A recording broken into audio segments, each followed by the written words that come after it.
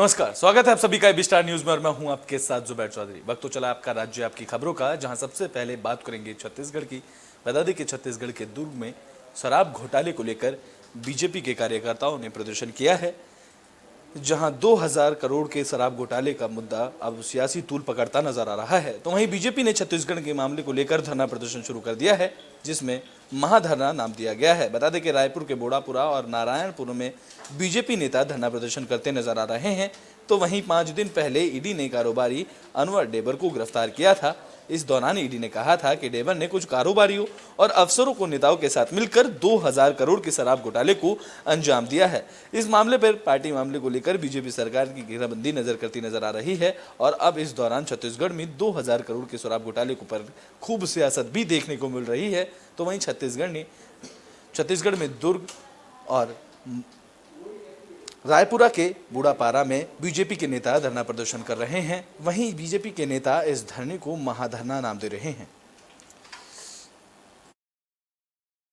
बहनें आज महाधरना में बैठे हैं और महाधरना में बैठने का मुख्य कारण है कि छत्तीसगढ़ में 2000 करोड़ रुपए के आबकारी में घोटाला हुआ है। ईडी ने प्रमाण दिया है। इस प्रदेश के मुख्यमंत्री लगातार ईडी जैसे संस्था जो स्वतंत्र संस्था है उसके ऊपर आक्षेप लगाते थे कि ईडी के छापा मार रहे हैं। प्रमाण क्या मिला? 2000 करोड़ रुपया के प्रमाण मिले हैं। इसमें प्रदेश के बड़े प्रशासनिक अधिकारियों के नाम हैं और कांग्रेस। तो ब्रिटेन में बात छत्तीसगढ़ के दुर्ग की, जहां विधायक की संपत्ति ईडी ने अटैच की है। तो बता दें कि भिलाई नगर के विधायक देवेंद्र यादव पर ईडी ने शिकंजा कसा है, जहां ईडी ने विधायक देवेंद्र यादव के घर और बैंक अकाउंट को सीज कर दिया है। जानकारी के मुताबिक विधायक को ईडी का नोटिस 10 मई को मिला था, जिसके बाद विधायक देवेंद्र यादव ने बताया है कि उनकी करीब 19,81,000 रुपए की संपत्ति को ईडी ने अस्थायी रूप से अटैच कर लिया है और इसमें उनका बैंक अकाउंट, जिसमें करीब 8,19,000 रुपए हैं, और हाउसिंग बोर्ड स्थित घर के आधे हिस्से को भी सीज कर दिया गया है। तो इस दौरान खुद देवेंद्र यादव ने इस मामले को लेकर बयान दिया है। देखिए, ऐसा है, 2011 में मेरी माँ ने मेरे एक मकान खरीदा था, जो मकान लोन पर खरीदा था 2011 में। उस समय उसकी कीमत लगभग 13 लाख थी और वो मेरी माँ के घर को अटैच किया गया है, जो 2011 का घर है। और उसकी आज की डेट में जो ईडी वैल्यूएशन दे रही है वो लगभग 22 लाख रुपए है उसका। तो उसमें भी आधा हिस्सा मेरा, मतलब वो जो MIG क्वार्टर में अगर 2 कमरे हैं और एक हॉल है, तो उसमें से उन्होंने आधा हॉल और एक। तो ब्रिटेन में बात हरियाणा के रोहतक की, जहां डिप्टी सीएम दुष्यंत चौटाला ने पहलवानों को नसीहत ही दी है। बता दें कि इस दौरान प्रदर्शन कर रहे पहलवानों को उन्होंने नसीहत दी है, जहां हरियाणा के डिप्टी सीएम दुष्यंत चौटाला ने कांग्रेस को नसीहत दी है। उन्होंने कहा है कि कांग्रेस पार्टी जंतर मंतर पर बैठे खिलाड़ियों के मुद्दे को राजनीतिक एजेंडा ना बनाए, क्योंकि ओलंपिक में मेडल जीतकर आए खिलाड़ियों के आरोपों की जांच करना सरकार की पहली प्राथमिकता है। उन्होंने आगे कहा कि पहले खिलाड़ियों ने कमेटी बनाने की मांग की थी और फिर FIR दर्ज करने की मांग की है, जिसे पूरा किया गया है। और अगर कोई जांच में दोषी पाया जाता है तो हर व्यक्ति की यही मांग है कि उसे सजा दी जाए। इसको लेकर फिर उन्होंने कहा कि कांग्रेस पार्टी इसको राजनीतिक एजेंडा ना बनाए। इस पे बारी बारी जवाब देने मुझे भी अच्छा नहीं लगता। आज दोनों पार्टियां मिलकर सरकार चला रही है। दोनों के प्रयासों से 2750 बुढ़ापा पेंशन हुई है। ये चीज़ है, इसको बढ़ाना है। कितना बढ़ाना है तो समय के साथ फैसले लिए जाते हैं। आज के दिन सबको समय पर पेंशन मिले, बढ़ोतरी के अमाउंट मिले, उसको मॉनिटर करना हमारा काम है और उसको हम करेंगे। नहीं, उसमें पोर्टल जो बनाया है उसमें भी लोग मतलब सेटिस्फाइड नहीं है। अभी लास्ट कंप्लेनेंट जो था उसके मदर फादर का। तो बेटे बात छत्तीसगढ़ के दुर्ग की, जहां छत्तीसगढ़ में 10वीं क्लास की छात्रा अपने पिता से जेल में मिलने पहुंची, जिसके बाद मेधावी छात्रा की लिस्ट में बता दें कि सोनिया 7वें नंबर पर आ रही, जिसके बाद वह अपने पिता से जेल में मिलने पहुंची है। तो छत्तीसगढ़ में 10वीं बोर्ड की परीक्षा में बेहतरीन प्रदर्शन करने वाली मेधावी छात्रा जब जेल में पिता से मिलने पहुंची तो पिता अपने आंसू नहीं रोक पाए। ये मामला छत्तीसगढ़ के दुर्ग का है, जहां बोर्ड परीक्षा में सोनिया मेधावी छात्रों की लिस्ट में 7वें नंबर पर रही हैं और परीक्षा में अच्छा प्रदर्शन करने के बाद सानिया पुलिस अधीक्षक से मिली, जिसके बाद 3 साल से जेल में बंद पिता से मिलने की इच्छा जताई। इसके बाद पुलिस ने छात्रा की मुलाकात जेल में बंद पिता से कराई, जहां बेटी से मिलकर पिता की आंखों में आंसू आ गए। बता दें कि छत्तीसगढ़ के माध्यमिक शिक्षा मंडल में इसी महीने 10 तारीख को 10वीं और 12वीं बोर्ड की परीक्षा के परिणामों की घोषणा की थी, जहाँ सानिया परीक्षा में 57.33% के साथ मेधावियों की सूची में 7वें स्थान पर रही हैं। कल सीजी बोर्ड के रिजल्ट आए, जिसमें 10वीं में 7वीं रैंक लाने वाली दुर्ग से बालिका की रैंक आई। वहाँ पे पुलिस प्रशासन द्वारा जाके उसको शुभकामनाएं और मिठाई खिलाया गया। वहाँ संवाद के दौरान ये बात सामने आई कि उसके पिता 302 के अपराध में जेल में निरुद्ध हैं, उनके खिलाफ ट्रायल चल रहा है। उसने इच्छा जाहिर की कि पिताजी से मिलना चाहती है। तुरंत जेल अधीक्षक महोदय से बात करके आज का ही टाइम लिया गया, अगले दिन का, और आज उनको परिवार सहित मिलाया गया। दोनों के पिता और बेटी दोनों के लिए बहुत भावनात्मक पल था। तो बेटे में बात हरियाणा के रेवाड़ी की कर लेते हैं, जहां अटल भूजल योजना का शुभारंभ हुआ है। बात कर लेते हैं हरियाणा के रेवाड़ी की, जहां रेवाड़ी में मंत्री डॉक्टर बनवारी लाल ने अटल भूजल योजना का शुभारंभ किया है। इस दौरान उन्होंने कहा कि बूंद बूंद पानी का संरक्षण जरूरी है और ड्रिप सिंचाई योजना फसल के भूजल सिंचाई की अच्छी कोशिश की जा रही है, जो कि हरियाणा में कारगर भी साबित हो रही है। उन्होंने लोगों से कम पानी की खपत वाली फसलें उगाने के साथ साथ ड्रिप सिंचाई अपनाने और साथ ही फसल विविधीकरण अपनाने के साथ बारिश में अपने पानी का सदुपयोग करने की अपील की है। इस दौरान उन्होंने रेवाड़ी के माजरा भालकी में एम्स निर्माण को लेकर भी बयान दिया। उन्होंने कहा कि जल्द ही DPR तैयार कर टेंडर जारी किया जाएगा और वे एम्स के जल्द निर्माण को लेकर केंद्रीय स्वास्थ्य मंत्री मनसुख मंडाविया से बात भी कर चुके हैं। इस दौरान डॉक्टर बनवारी लाल ने कहा कि इस साल सितंबर-अक्टूबर के महीने में एम्स के निर्माण का कार्य का शुभारंभ भी हो जाएगा। जल की समस्या लगा तो अभी हमने सभी लोगों से अपील की है कि गर्मी के अंदर एक तो पानी की जो खपत है वो बढ़ जाती है, दूसरा पानी जो हमारा नहर का पानी आता है वो भी कम मिलता है हमें। तो हम सब लोगों को पानी की बचत करनी चाहिए, एक एक बूंद हमें बचानी है, क्योंकि आने वाली जनरेशन के लिए हमें पानी को बचा के रखना है। उसके लिए हम सब साधन अपनाने चाहिए जिससे पानी बचे और वाटर कंजर्वेशन हो सके। जल की समस्या लगा तो अभी हमने सभी लोगों से अपील की है कि तो बेटे में बात हरियाणा के रोहतक की कर लेते हैं, जहां गोदाम से गेहूं के बोरी चोरी की खबर सामने आई है। बता दें कि इस दौरान रोहतक के गोदाम से 223 गेहूं के बोरी चोरी हुए हैं। तो रोहतक से हैरान कर देने वाली खबर सामने आ रही है। दरअसल नयाबाज गांव के पास बने माल गोदाम से गेहूं के बोरे चोरी होने का मामला सामने आया है। बता दें कि अनाज मंडी में वेयर हाउस एजेंसी गेहूं की खरीद कर रही है, तो वहीं एजेंसी के सांपला के नयाबाज गांव के पास गोदाम बनाया गया, जहां पर गेहूं को स्टॉक किया जा रहा है, लेकिन इसी गोदाम से 223 गेहूं के बोरे चोरी हो गए हैं।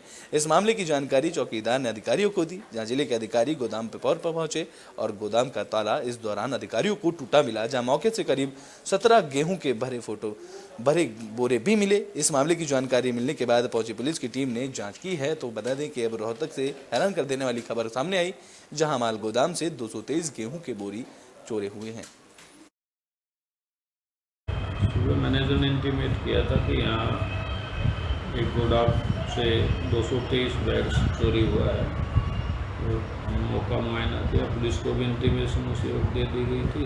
पुलिस ने भी मौके पर चेक किया, वो पीछे के रास्ते से किसी ने मतलब बैग्स को गेट को तोड़ करके बैग्स को निकाला है, पीछे डाल के वहाँ से माल निकाला। जैसे ये हमारा सेंटर PMS में है, ये प्राइवेट एजेंसी को दे रखे हैं ओरिगो कमोडिटीज़ को। तो ब्रिटेन बात हरियाणा की, जहां सरसों की कमर्शियल खरीद के दाम जारी हो चुके हैं। बता दें कि इस दौरान 5,450 सरसों की कमर्शियल खरीद हुई है। तो हरियाणा के 6 जिलों में 2 दिन से 5,450 रुपये MSP पर सरसों की कमर्शियल खरीद की गई है, जिसे लेकर दूसरे दिन भी रेवाड़ी में ट्रैक्टर ट्रॉलियों का तांता लगा रहा। बता दें कि खरीद के दूसरे दिन भी रात 12 बजे से नई अनाज मंडी के बाहर सरसों से लदे ट्रैक्टर ट्रॉलियों की कतार लगनी शुरू हो गई थी, जहां खरीद केवल 2 दिन के लिए शुरू होने के चलते ही किसान बड़ी संख्या में पहुंचे और रेवाड़ी कोसली और बावन मंडी में एक दिन में 1,19,000 क्विंटल से ज्यादा की सरसों खरीदी की गई है, जिसमें 3 मंडियों में से 22 दिनों तक चली सरकार खरीद के दौरान कुल खरीदी गई सरसों के मुकाबले कमर्शियल खरीद से पहले ही दिन करीबन 1,19,000 क्विंटल सरसों खरीदा गया है और इस दौरान सरसों की कमर्शियल खरीद रेट पर 5,450 हो गई है। विलेज गोलिया का शशि कुमार किसान बोल रहा हूँ।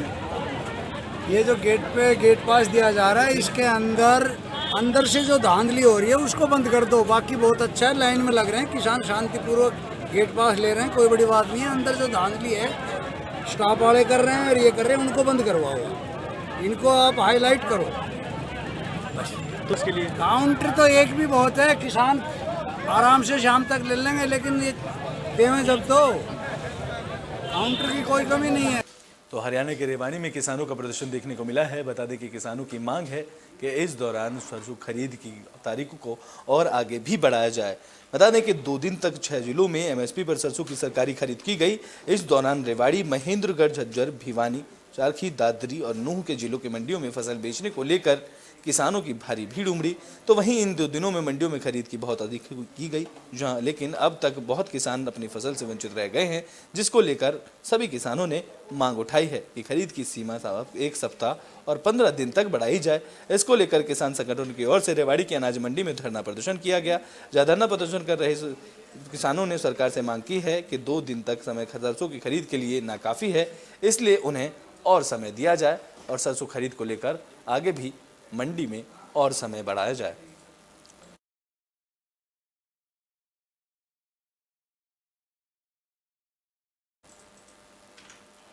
तो बेटे में बात हरियाणा के रेवाड़ी की कर लेते हैं, जहां 19 साल के युवक की पीट कर हत्या कर दी गई है।